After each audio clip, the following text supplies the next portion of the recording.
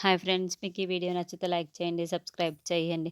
నయని వాళ్ళ ఇంటికి వచ్చిన స్వామీజీకి కూడా అక్కడ ఉన్నది నయని కాదు త్రినేత్రి అని ఏమాత్రం కూడా అర్థం కాక రకరకాలుగా పరీక్షలు పెట్టడం మొదలు పెడతాడు. తర్వాత స్వామీజీ లోపలికి రావటంతో అందరూ నిల్చొని ఉంటారు.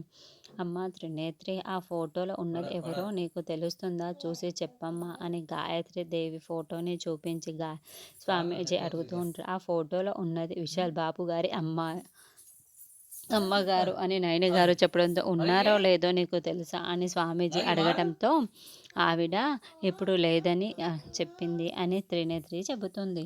నువ్వు అడిగితేనే చెప్పాను చెల్లి అని హాసిని అంటోంది.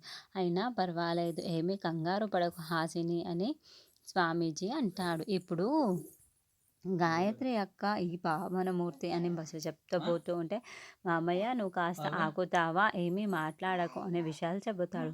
అమ్మ త్రినేత్రి, ఇప్పుడు ఆవిడ పునర్జన్మ ఎత్తిందన్న విషయం నీకు తెలుసా తెలియదా అని స్వామీజీ అడగడంతో, తెలియదు అని గాయత్రి చెబుతుంది.